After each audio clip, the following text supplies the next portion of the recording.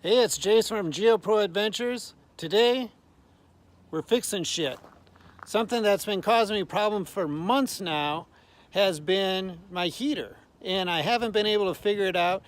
I've talked to dealerships, and they said, "Oh, try your batteries," and I swapped out my batteries. That wasn't it.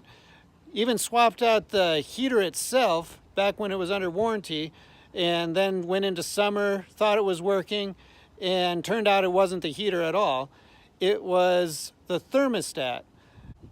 So what would happen is the heater blower would come on and it would run through its test cycle for about 2 minutes.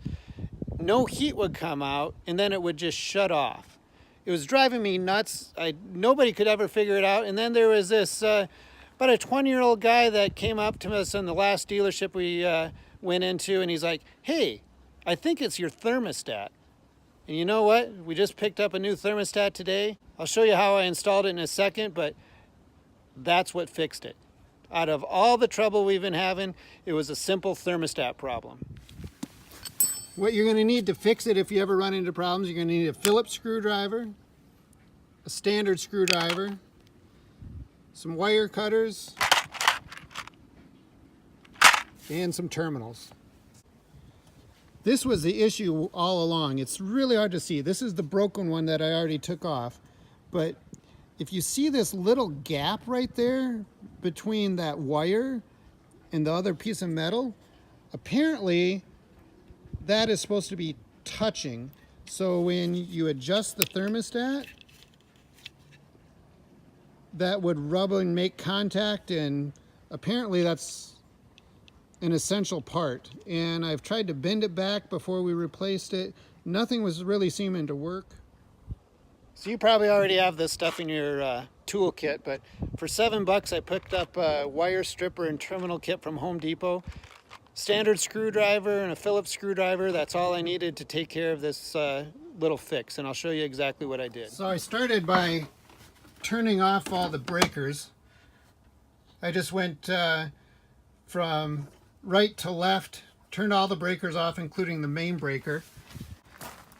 Then I used my 1/2-inch wrench and I disconnected the negative and positive terminals from the battery.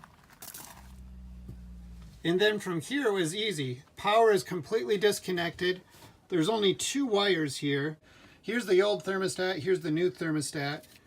What you're going to need to do after you have the power disconnected and the circuit breakers off, you'll unscrew your terminals here. You're going to need to wire snip those so you can pull off the plate, and then thread the wires back through, put the terminal ends back on, screw it in,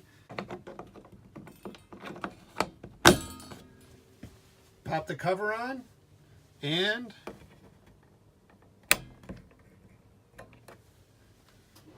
good as new.